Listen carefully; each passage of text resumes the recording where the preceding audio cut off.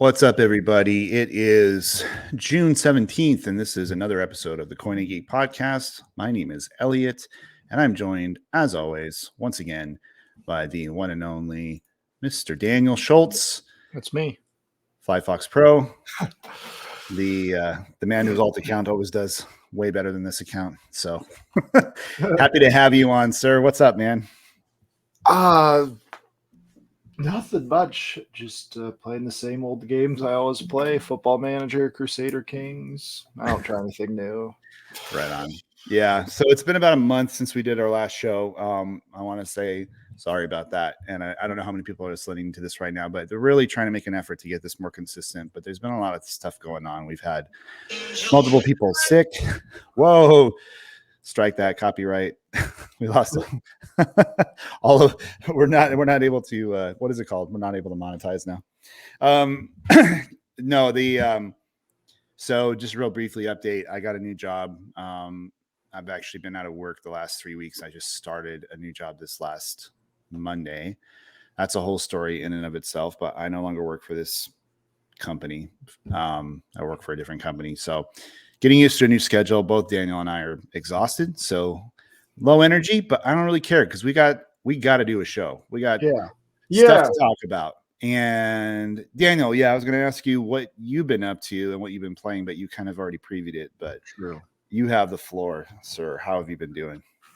I've been wasting too much time playing Crusader Kings, the Warcraft mod for Crusader Kings 3. So that is there's a Warcraft mod for that? Yeah, there's lots of mods, but yeah, that's a fun one I've been playing lately, where I start out as some various thing and then try to conquer the world, and then inevitably it all falls apart, just like in real life. This is hitting a little close to home. Yep. Yeah. Oh, that's funny. But no, it's fun. I really enjoy these silly mods where you can play in various worlds, or post-apocalyptic United States, all kinds of stuff. That's cool. As far as me, I think the last time we talked, I just had finished Octopath Traveler 2, or I was about to finish it. Since then, I played Resident Evil 4 Remake. I played it. Okay, so here's the thing. I never played the original. I never got even past like the first little town in the original game. So I was excited for the remake. And I realized I have too many games to play and I have not enough time. And so I did something that I'm ashamed of, but I will probably be embracing more, which is turn it on easy. I just turned it on easy, and I got my iPad out and I found a guide, and I went through the whole game on easy with a guide. And I can understand that by doing that, especially in a survival horror game, I'm really missing out on like a chunk of the experience, which is finding things and, going in, having to manage your resources and not knowing what, boss is coming next. And I tried not to spoil myself too much. I didn't want to dork around with a lot of backtracking and everything. But even then, I think it still took me a good 18 hours to get through. It's really good. I think Resident Evil 4 is really, really good, and the remake. And so I know it's a classic game and all that. And I was like, well, I got all these games coming up on the horizon, so I really need to I see your text now. I really need to get through some of these games that I'm backlogged on. So I just made a decision to rush through it. But the game I've been playing consistently now is Street Fighter 6, which I've always loved Street Fighter. I've always loved fighting games. And this could be a whole show in and of itself, but fighting games at some point got to the point where it was like, all right, I used to be the guy that was good at fighting games. Like if my friends came over, I could most likely beat all of them consistently.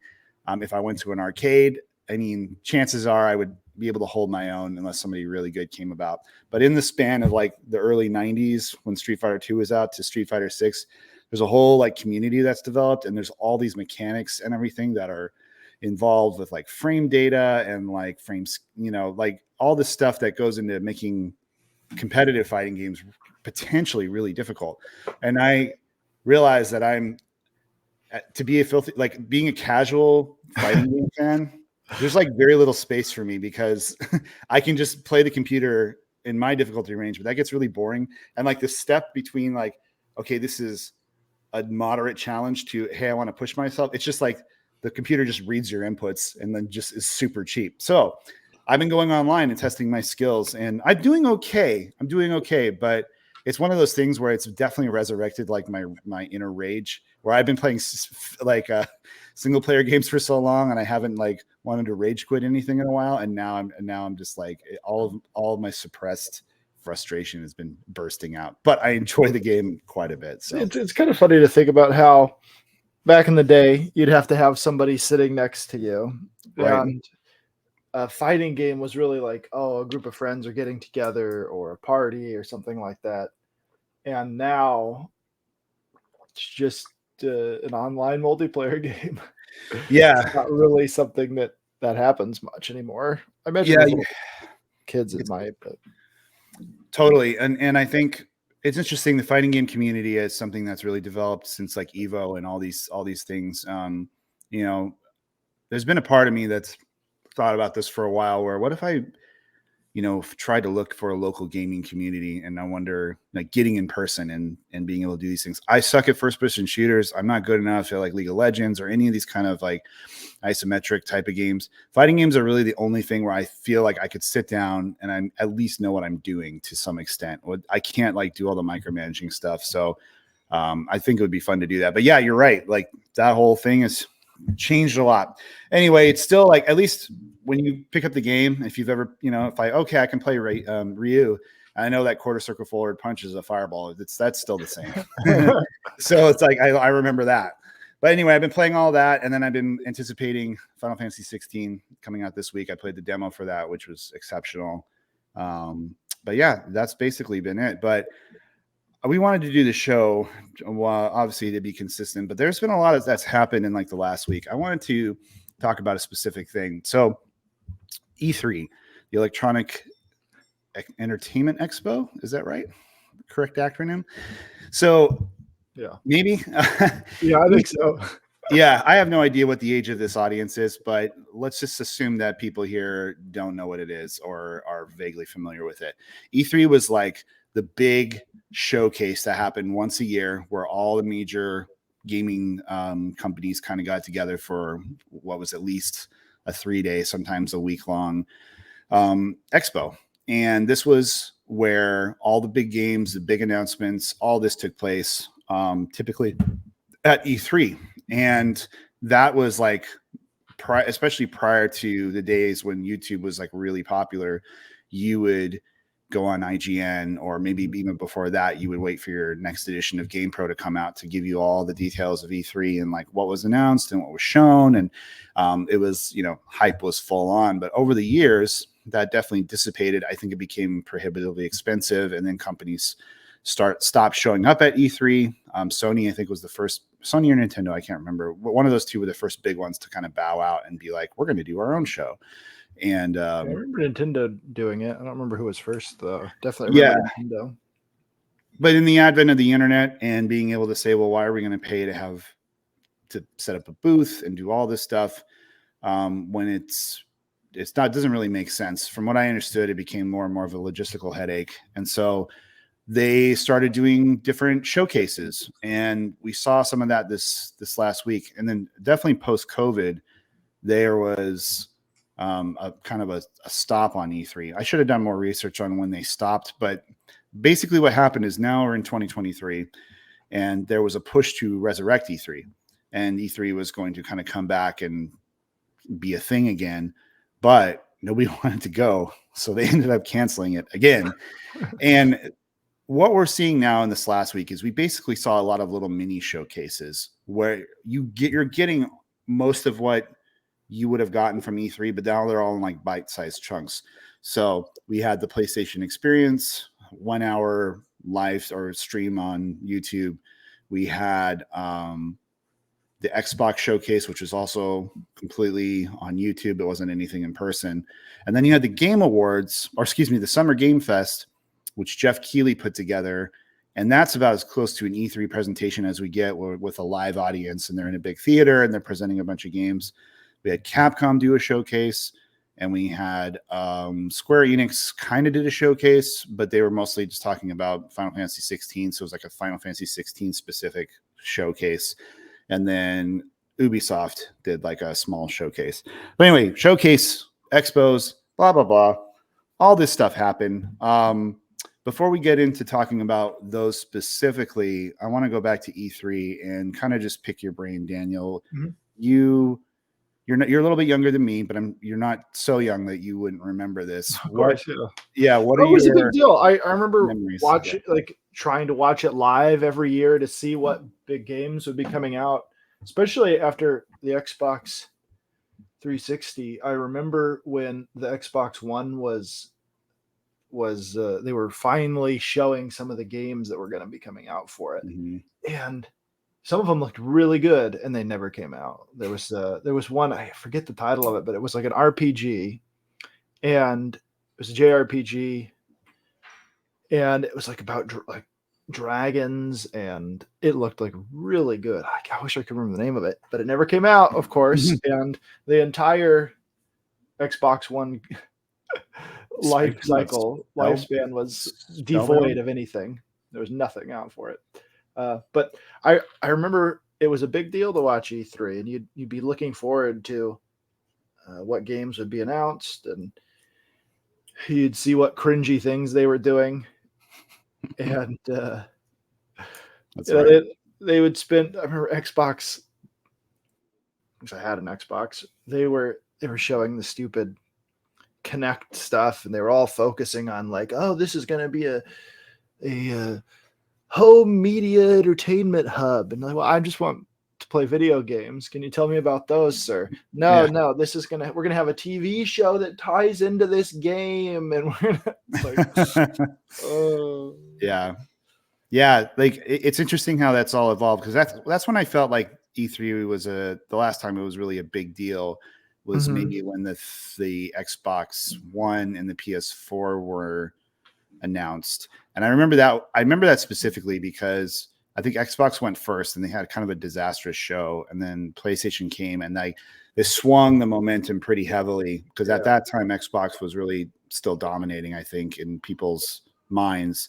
And then Sony kind of came through, and I think, you know, the shift here, thinking about like, okay, the early days of E3 when I would see it in a magazine, to the days where it was like, okay, well, if I wanted to know anything about E3, I had to go to IGN, because press was given specific access to things that we, the public, weren't able to see. They'd be like, oh, well, here's like video footage of this game behind doors, you know, behind like special doors. And you'd have to rely upon that media to kind of tell you what they were showing. And then E3 wasn't really open to the public for a long time. But then we got to this age where now everything's on YouTube and everybody's doing a stream of it. And then it became less important to feel like I had to go to these other outlets. But there is something, my experience, I understand, I think, from some end why companies don't want to do it, especially if it's prohibitively expensive. But I do kind of miss the hype around an E3. I miss seeing like the big reveals and the big reactions and the cringy moments too. Like like you mentioned, if you go on YouTube and you type in E3 cringe, there are some really, really bad ones. And like the whole like meme from Reggie from Nintendo, "My body is ready." Like that's because of his moment at E3. And then like the whole like PS3 coming out at $600 kind of thing. There's so many funny, amazing moments. But yeah, transitioning into like these bite-sized things, it's like, well, it's weird because it kind of is reflective of our society now, in that like it's now just part of every other media. It's grown so big to where it's like it feels like the gaming community itself is more disconnected. Like it's like I can consume this in my own time. I can watch it whenever. I can parse this out. There's good and bad things about it, but I miss like the whole thing of like, this was our Super Bowl where all the gaming community came together. It's funny you say that, because I remember after all the companies presented at E3, there would be these ratings, and it was like a draft rating. Like Mhm. it was like, oh, what games did they show? What did they Yeah. look good? How much did they say about the game? Did they show gameplay? And it was like they were given scores just like it was after a draft or something. And Right. it was a big deal. Like after they started letting regular people in, I remember a guy who really no longer really makes content on the internet, but I liked at the time, Spoonie. He went Yeah. and he was super pissed off about the XCOM game they were making that wasn't really an XCOM game. Oh. And he screamed at the top of his lungs, "Betrayal! Betrayed me! This game sucks!" And like all these people, like, what? Angry Joe was there with like standing right next to him. That's And great. of course, they actually did come out with a real XCOM game shortly thereafter. Was announced, I think, but it was just the it seems like that passion for some of those franchises and things that we had at that time has just dissipated, and Mhm. kind of like E3, where it's kind of withered away. Where maybe it's that people are continually playing these live service games, and they're constantly being inundated with the updates for those and what's coming, and this is a season pass and all of Yeah. that stuff, that maybe it's just not important enough to people to know what's coming out. I don't know.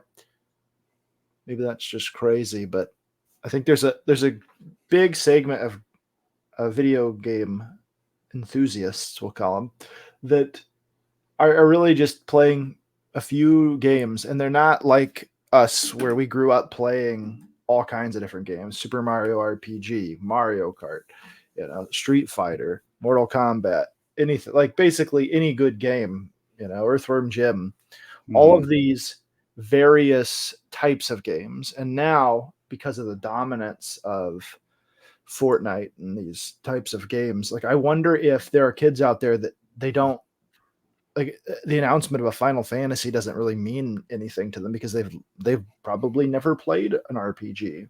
Yeah. Maybe they played Pokemon when they were a kid or something, but other than that, like it makes me wonder if that kind of factors into it, like the move away from there being this eclectic taste to maybe a more streamlined taste. So it doesn't make sense to have this huge show when you can just put on something low scale, and the people that want to know that information can find it. I think you're hitting on something really important, and I want to use this to transition into Sony's showcase, because I think you're hitting on something rather big. So, skipping all the history of E3 and everything over the last few years, we've seen more and more like showcases, they're calling them now, and it's usually like an hour or less of Microsoft or Sony or whatever company putting out a video or a series of videos showing like their upcoming games for the next 6 months or whatever. So Sony has something they call a state of play, and they do this randomly, seemingly, because there's no real schedule for it. You usually find out about it maybe a week before they do it, and it's like 20 minutes, 30 minutes of like, here's some little games that are coming out, and maybe like a highlight of one game. So for instance, it's like this week we're going to focus on Spider-Man 2, and there'll be 10 minutes at the end of that. Well, they'll spend special time on it.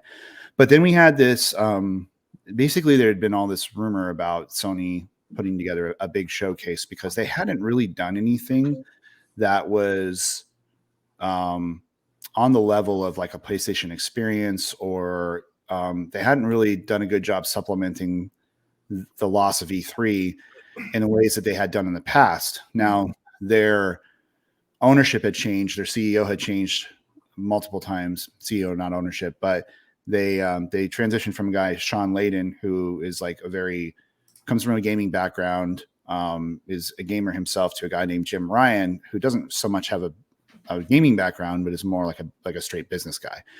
And when that transition happened, we saw what I think was less and less communication and less personality tied to PlayStation. Where when we think back about E3, or even we think about the PS4 era, and even prior to that, Sony, I think partially because they were losing initially the console wars in terms of sales, they put a whole lot of effort into marketing, into creating like a community and like a personality. And longtime PlayStation fans and supporters will remember like Kevin Butler and Shuhei Yoshida and like a lot of these guys that are important to the community, Kazurai, and these guys that, you know, were kind of like our superstars.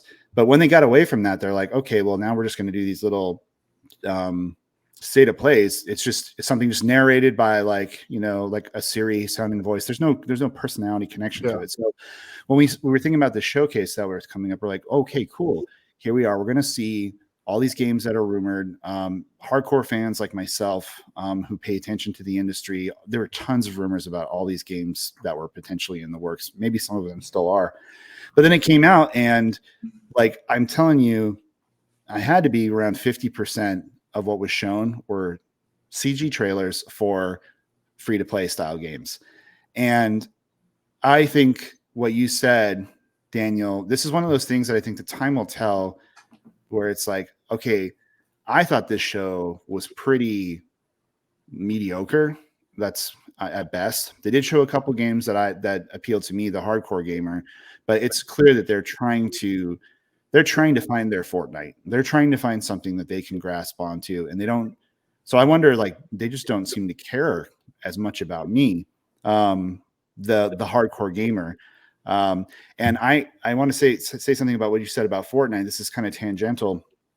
I went on IGN, which is like still to this day the biggest video game website, whether you like it or not. They put out a poll about like how many of you people either care about Fortnite or how many people play Fortnite. And like there's like 80% of the people said they don't play it and they don't care about it. The Fortnite is the biggest money making. Like, so that tells you that IGN, the biggest video game site, is not reflective of like the consumers at large. Right. It's like our hardcore community of gamers is way smaller than I probably think. And that makes that gives me bad feelings. So I'm probably the most important real estate is if the console, when you boot it up, has an ad on it. Like when we turn on our Xbox Series X, it'll have thing like, hey, new games come out, and it's got a little ad on there. And that's probably the only way that some of these people will see these things, because unless there's a commercial for it in front of a YouTube video, that'd be the other way. But they're not going and reading articles on websites. They're not getting a video game magazine. They're not watching an E3 style event. And we've seen what happens to these companies as they continue to hold these giant fan events, and they're going in a direction the fans don't want. We saw that with Diablo Immortal at BlizzCon when it was announced that they were making a mobile game. The people who really loved Blizzard were super pissed off, and they've had a lot of trouble with actually wanting people to go to BlizzCon and to have those kind of fan events. And even though Diablo Immortal was successful because it's a predatory mobile game based on a very popular franchise, the damage that those companies are doing to themselves is I think might actually hurt them in the long run, because these Fortnite and these other live services games, they eventually will go away. They eventually will go away. There's trends, and I think at some point something else will supplant it. Something else will be the big game or the big genre. And these companies who have kind of taken so much resources away from other avenues, we'll say, or other departments, they might just find that they are behind the 8 ball and they have to play catch up again. Yeah, I want to ask you just kind of maybe a straightforward question. What is it that you look for in these showcases, you personally? Well, I look for RPGs, mostly games that I might actually play. For instance, in the Xbox showcase, finally got a release information on Obsidian's new fantasy RPG game, Avowed, and that's exciting. that's coming out. We're finally seeing some of those companies that Xbox snatched up putting out games. And I'm hopeful that'll be really good. Obsidian has a good track record of even their games that are super buggy, like Fallout New Vegas, are some of the most beloved games. So Yeah. Obsidian has not really let many people down, and I think that game's exciting. I think it's exciting to see Atlas on Xbox getting announcements about new Persona games on the Xbox, not just coming to Sony or Nintendo. I like there being third-party games on whatever console somebody has, so that's exciting. And there was another one from In Exile, which is another one of those companies that they bought a few years ago, the game that's coming out. And yeah, I like seeing those things pay off, because I had faith that they would. And do you care about seeing gameplay, or do you just like that they're showing that the game is still existing? I mean, specifically in the showcase. I think it's good to see gameplay, because it shows that the game is further along in development. Like when they only show a cinematic and you're really stoked for it, and then it never comes out, that can be pretty disappointing. Like that one we spoke about earlier, that game that got canceled. They never showed a gameplay for it. They show a really cool cinematic and you're really excited, and then nothing ever comes of it. So I think with these showcases, if it's a game they know they're going to release, big, huge thing, they're putting tons of money into it, and they know we have to release this, then, doing a cinematic announcement a few years to get people maybe interested in it is maybe not such a bad idea. But I think for a lot of these things, having that gameplay is important. Yeah, no, I agree.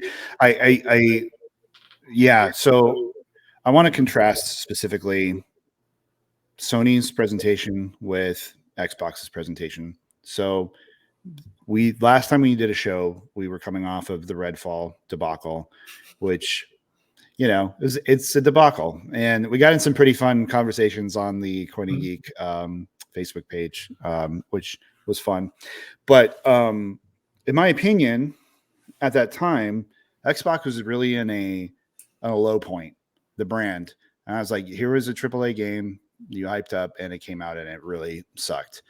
And so outside of like Starfield, not much else that I was excited about. But they had mentioned they had bought up all these companies and everything. With Sony's like, I'm a Sony guy. I've always been a Sony guy. I always appreciated that Sony has kind of a large breadth of different types of games, and what you were mentioning earlier.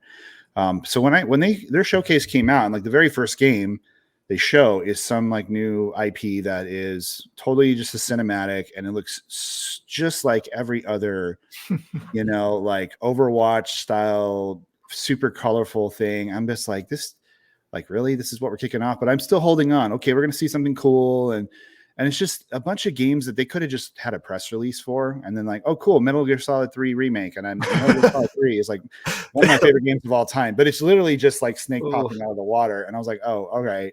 And then they showed Spider-Man, which is fine. Spider-Man's going to be great, but I already knew that was going to come out. And the game, the way it shows, it's just like, well, that looks fine, but it looks exactly like how you expect it.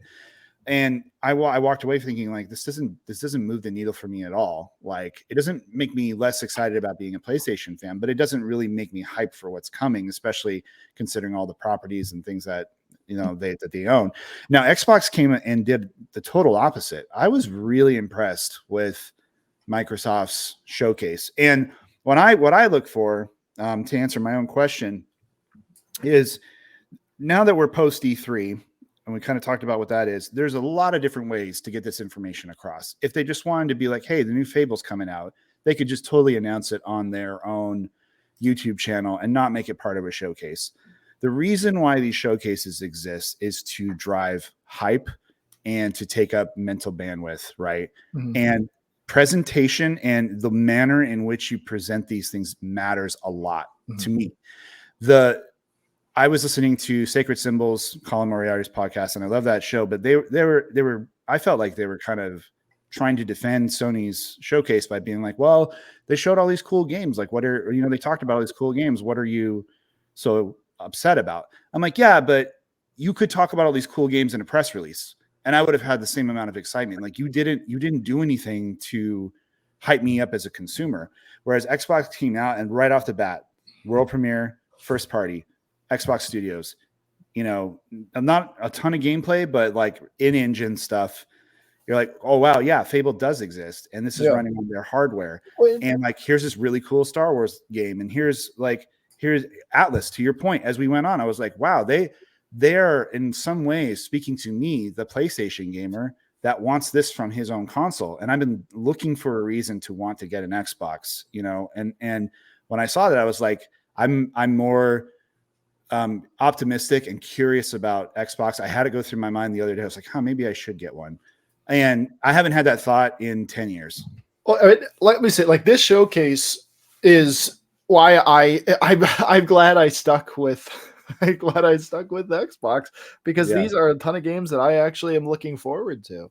Yeah. You talk about presentation, and I think about just a couple of years ago with Cyberpunk and the Keanu Reeves moment where he's out there and, no, you're amazing, and then it becomes this meme and it draws attention to the game. And those moments are important because they really are competing for people's attention. And if you just come out and say, this is the game we are making, and it's a great game, but you don't present it well, it's like, that's a big problem. Yeah. And as much as people are, I guess there's people upset that, Bethesda, ZeniMax, whatever you're going to call it, is owned by Microsoft now, and Starfield's only going to be on Xbox or PC, and it's not going to be on a PlayStation. Like, there's people mad about that. Like, it's a huge deal. That game looks great. It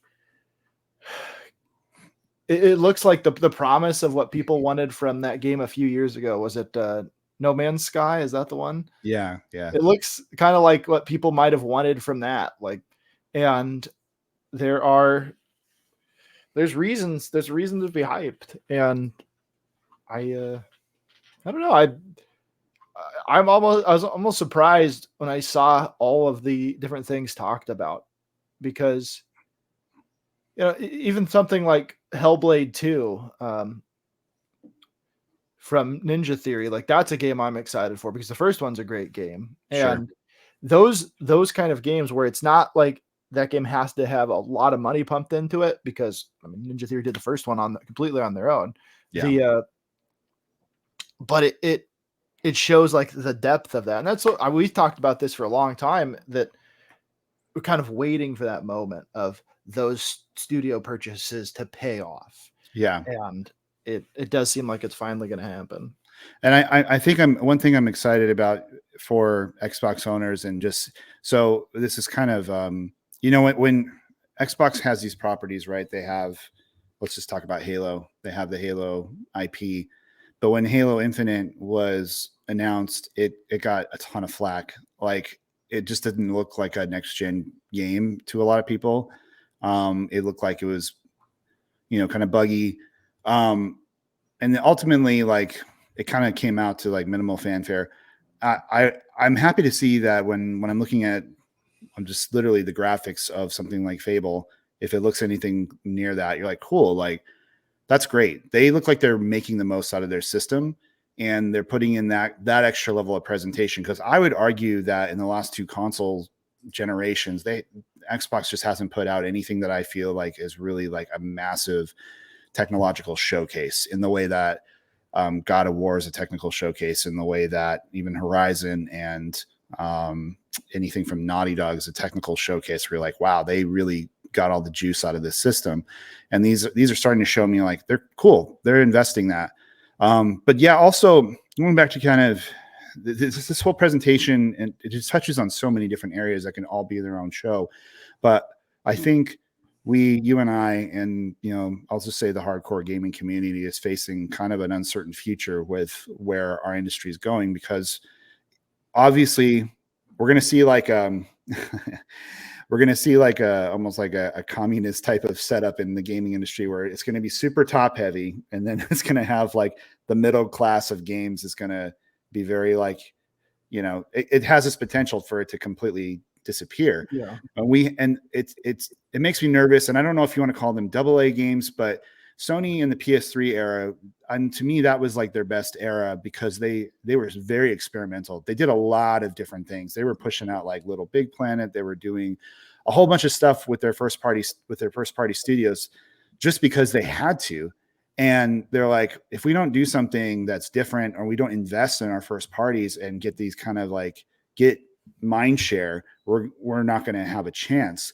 But now like Sony is almost, kind of grown fat and a little lazy, in my opinion. It's like, well, of course you're going to have your God of Wars, of course you're going to have your Last of Us 3 or whatever, and then your Final Fantasies, but where are all like the games in the middle? Where are the surprises? Where are the things that are gonna come up and be like, hey, and Naughty Dog's going to do something other than Last of Us or Uncharted. Like when it used to be like every console generation, they went from Crash Bandicoot to Jak and Daxter to Uncharted to Last of Us. I'm like, I love that. I love that we don't know what we're getting all the time, but now we're missing out on that. So to see Xbox kind of come in and be like, oh, hey, remember Fable, remember some of these other games, and bolstering that middle area of games that are going to be maybe AAA development, but are not like, they have a chance to make an impact on us as gamers that is different than the stuff that we're just all used to getting.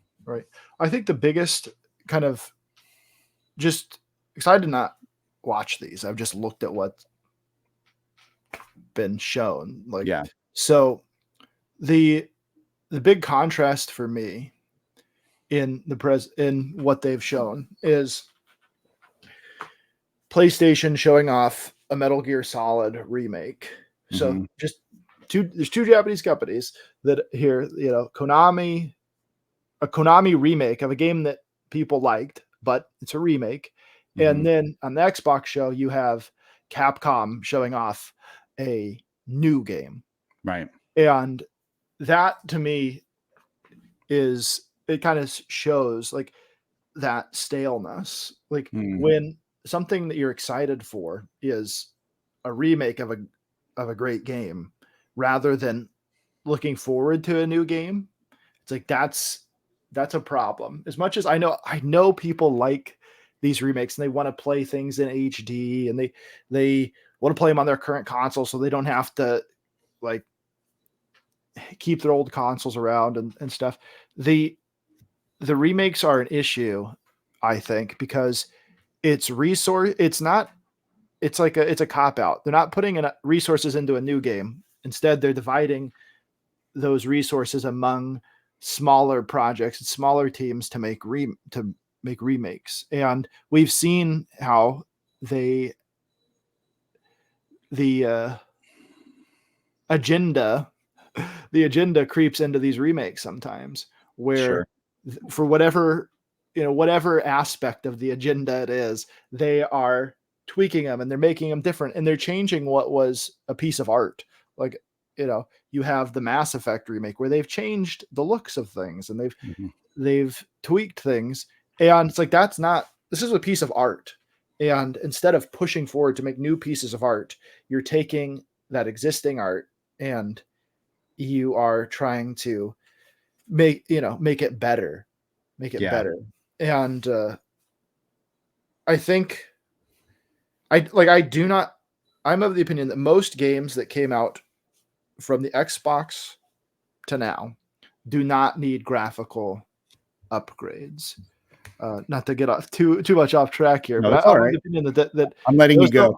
Those don't need radical graphical upgrades. They're fine. I think that those games and the gameplay of those, like something like the gameplay of Mass Effect 2, like, do we need that to be messed with? It's like, no, that gameplay is still good. It is still good. It does not need to be it. And if these companies would just make those available like Steam does, where like, yeah, you upgraded your PC, but Steam has an update from the company to let the game still play on your upgraded system, where we don't need, just having those games available in a virtual console type store, I think that should be the future. If they want to have games available from old franchises, older console generations, they should just emulate them. They should just be in a virtual console. They don't need all these resources being put in that could be going to something new. That's my opinion. Yeah, no, and I understand where you're coming from. I take an opposite.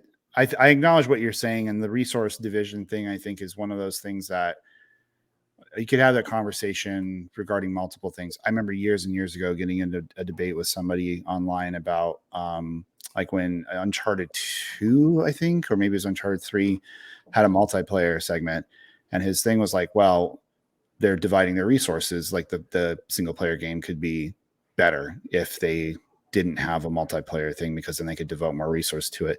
And I mean, I understand the concept. That I don't know. I think it depends on studio size. Like let's talk about Final Fantasy, for instance. They've got 3 divisions within Square Enix. So the team that's developing Final Fantasy 16 is a totally separate team than developing the remake series, Final Fantasy 7 remake. And I don't know what division's developing Final Fantasy 17, but I'm sure it's in the works. What division's developing the new Chrono game? No, yeah, nobody cares. Nobody. I mean, I think I agree with what you're saying in the sense of like, and this is what I worry. Honestly, dude, I worry about this a lot with Naughty Dog, because I think Naughty Dog is in this position now where The Last of Us has grown beyond the gaming community because they had the HBO show. And now it's like in the cultural zeitgeist among people who don't, it's going to fall prey to the Star Wars thing, which is that, well, now this isn't just about the gamers. This is about now everybody needs this, and we're going to monetize this. And like the show, honestly, dude, the show is fine, but it's fine. Like it's, well, if you never played the game and you just watched the show, you'd be like, that was pretty good. But as somebody who played the game, I'm like, the game is way better. Like it's just way better in every aspect. But now it's like, well, the people in charge are seeing dollar signs. And so, and to get to your, this is what's, we can go on a whole diatribe about this, but this has always been like the true, you mentioned art, and the debate about video games being art stems back to like, Roger Ebert basically going on public and saying video games aren't art. So, and at that time, everybody pointed to Shadow of Colossus as like, that's an artistic game. But now we're in this point, right, where because gaming is so ubiquitous, now we are really crossing over into that mainstream of like, and this affects the showcases since that's our topic, in terms of who are we catering to here? We're going to have the guys that care a lot about this as an art form, as something that creates memories for us, as something, right? We think about the games that mean the most to us. It's way beyond just like, hey, I beat the game or I got this high score. It's like, it's the memories they create with us. It's the stories they tell. It's the experiences, all of that stuff. To now, well, this has to be marketed. This has to be, we're seeing dollar signs. And that's always been the problem with like anything artistic, is that how much true art can you get when there's a company that's putting up millions of dollars that needs to see a return on it? And that's going to shift the focus regardless. So we're starting to get to that stage where, my beloved Sony feels like they're leaning more heavily into like, let's make sure our sure things are we're going to milk that for all it's worth. And then we're going to try and supplement it with this schlocky, free to play stuff that the casuals will play. And that's like we should probably be happy that the video game industry did not get predatory until the last 15 years or so. Yeah. Like the fact that they didn't immediately go to the Hollywood model of sequels and remakes and all this stuff until more recently. Right. But they were continually pushing, and you had companies competing for those dollars. You had really honestly, you had a lot of freedom. You had a bunch of companies vying for the attention of gamers by trying to make the best game possible. Like think about something like Blizzard, who is now huge and makes so much money. Part Yeah. of that from predatory practices, but even before that, something like World of Warcraft, which is still hugely profitable. Like, yeah, World of Mhm. Warcraft does not have like 4 million players like it used to, but it is still hugely profitable. One of the most profitable games out there right now. Yeah. And like they started with a little race car game and like some Lost Vikings and like an RTS and stuff, and they kept making great games. And we're now at this point where we're saying, "Hey, first party, like save us because there's no competition. Mm. You've made it hard, and the industry has changed so much that indie games, they can succeed, but they're probably not going to be the Minecraft hit." Right. And I think what we're kind of desiring is for there to be a lot of this competition. Yeah. We want to see console wars. We want to see, because it resulted in great games, not because Yes. it was just because we're nostalgic, but because honestly, they resulted in great games. There were fantastic games being put out all the time by all kinds of companies. And now we look and we're like, we each have our opinions of what bothers us. With me, it's things like remakes. It's things like, just the same old stuff, everybody chasing the trends. But honestly, what we want is a bunch of great games so that we Mhm. can look and say, hey, we can tell somebody, hey, this is a great game. You need to get it. Because that, like, word of mouth and all of these things that people used to say, no, I played that game. It's awesome. Yeah. And now the industry is at a point where it's huge. It's so huge that it's more lucrative for Rockstar to port the last GTA game they made rather than do a new IP. Right. Yeah. No, And you're right. that is like Disney remaking Little Mermaid, Beauty Yeah. and the Beast, Aladdin, like the Lion, making a live action Lion King.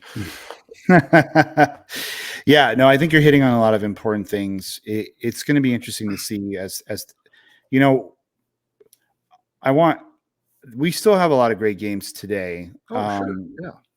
But you're right about, I think the indie space is something, in my opinion, that's really suffered from this. And I'll be honest, dude, like anytime I see an indie game pop up in any showcase, like there were several of them that popped up, my eyes just glaze over because I'm like, it's probably great, but it's going to get buried by 1,000 other games that look very similar. And like, I don't know why I need to play this game over the thousands of other games that exist. Like it's going to make it really hard. Like if you and I wanted to make a game and let's say we had, just the resources that an indie game has, we could probably create a great game, or at least one that's playable, but will it ever make money? Will it ever Right. be something that isn't more? It's almost like being in a band where it's like, oftentimes some of the greatest musicians will never, ever make money. They just do it because they love it and they create stuff on their own and they make it. And, but the guys that are selling are the Britney Spears and whomever. Well, it's like Rival Sons, so Sons that won the Grammy for Best Rock Album, which I'm surprised they still give out. Years ago, I literally just heard about this band yesterday because I was like, you know what, rock is dead, but I'm going to listen to whatever the newest rock is. So I went on Amazon Prime Music and I clicked on like fresh rock, and like I'd say probably 95% of the time that I heard a song, I was like, oh, this is mediocre. Okay. I looked at it and it was like Queens of the Stone Age, Buck Cherry, Foo Fighters, like, and then there was a couple that I listened to. I was like, hey, this is actually a decent song. And so there's this band Rival Sons. And I was like, wow, this is a new band I haven't heard of. How new are they? 2009 they formed. But the point is, like, it took them a long time to get that success. Like, and there is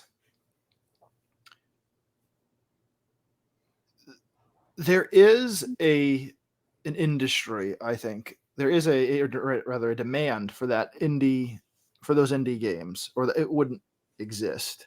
But I see a lot of these independent companies like Larian Studios, for example. They are doing a licensed game. They've licensed Baldur's Gate, and so they're making Baldur's Gate 3. And like, you see a lot of those companies that had the big success with kickstarting, with crowdfunding games. It's all like the big ones: In Exile, Obsidian, Double Fine. Those got snapped up by Microsoft. They got bought out by Microsoft, and those people were probably ecstatic about that. Not only to get paid, but then Microsoft says, "Hey, yeah, we also want you to create great games." Okay, and so far it seems like it's finally paying off. But the ones that stayed independent, like Larian, they haven't made anything since crowdfunded game, and until they did a licensed game. And I think like that's one of the ways that indie companies do get that success is they find an existing franchise and like, hey, we'll make a game based off of X, Y, or Z. And that's another thing that, like, it's kind of sad because you want to see those companies push forward. You want to see all of these things make great games. But one of the things that we remember as a kid so fondly is like a new great game coming out. Right. Like, nobody had ever played a God of War game. Nobody had ever played, like Halo up to that point. And those games are huge. And they've created this nostalgia, but only because somebody wanted to make a great new game. Yeah. Yeah, you're right. I think honestly, probably one of the AAA studios that maybe does that right now more than anyone is like From Software, because they do have the Dark Souls games 1, 2, and 3, but they have Bloodborne, they have the other one, Elden Ring, and that's like, okay, we're gonna take everything we do well and make something in a totally different world, right? But you're hitting on something really, I hadn't considered that these successful indie developers latch on to an IP that's successful, and that makes them successful. And it's great. And I'm glad that those games exist in that space. I would call those like AA games at this point. I think the other thing that really is hard for indie game developers is that, let's compare it to the other kind of media ventures you could do as an independent person. Like, oh, well, I can write a book with my laptop, and maybe it's not the greatest book. Maybe I need somebody to edit it, but it takes time, but it doesn't take very many resources to do that. Same thing with music. If I have a guitar or I have a piano, or honestly, even a laptop and some software, I can create a piece of music. I can create an album. YouTube channel, like what we're doing right now, everything we're using is free, pretty much, except for this camera and mic. So less than $200 to do this whole thing. But we could do it on our iPhone. We could do it on a phone that we already possess. We don't even need to buy anything new for it. But to create a video game, a good video game, takes a lot of all of the above, like time, energy, resources, and then you have to be extremely lucky for anybody to notice you. And then in the cacophony of independent stuff that is plagued in the PlayStation Store, especially, that's a whole other thing you can go on. There's all kinds of we're running into like the App Store, the Apple App Store syndrome, where Flappy Birds was a hit and Angry Birds was a hit. But if you go on the App Store and just type in video game, if it's not Apple Arcade, it's like it could be a million things, and you have no idea if this is like some Russian spyware or what it is. There is something to be. This is another problem with everything going digital and there not being storefronts. Is you knew a game was good because it was on the shelf, or everybody was talking about it and it wasn't on the shelf, but they're like, yeah, we'll order it for you. There's still Target and Walmart, and to some degree GameStop will have some games every once in a while, it seems like. But the back in the day, if you went into Toys R Us, they had the games for the Super Nintendo or the Sega Genesis there on the rack, and you looked at it, and you looked at the back of the box, and you said, wow, like this looks amazing. Or it was like, this doesn't look that great, but it has Silver Surfer, so this game's going to be awesome, right? Like, this is going to be a great game. You didn't have as much knowledge about if the game was good or not like you do now, where you can look up everybody's opinion about it. Right. But you also didn't have to wade through a bunch of garbage to get things. Like, there's trade-offs with digital. Some of the trade-offs are good, some of them are not so good. But one of these things, to bring it back to the showcase stuff, is this is the opportunity for these companies not just to try to sell you a product, I think, but to show you good things that they've done. Right. Like, if they have a game on there they know is not shaping up. Like, Microsoft's problem was not making a bad game with that Redfall. Is that what it's called? Yeah. That is not, they inherited that from a crappy company called Bethesda. Like, they inherited a project.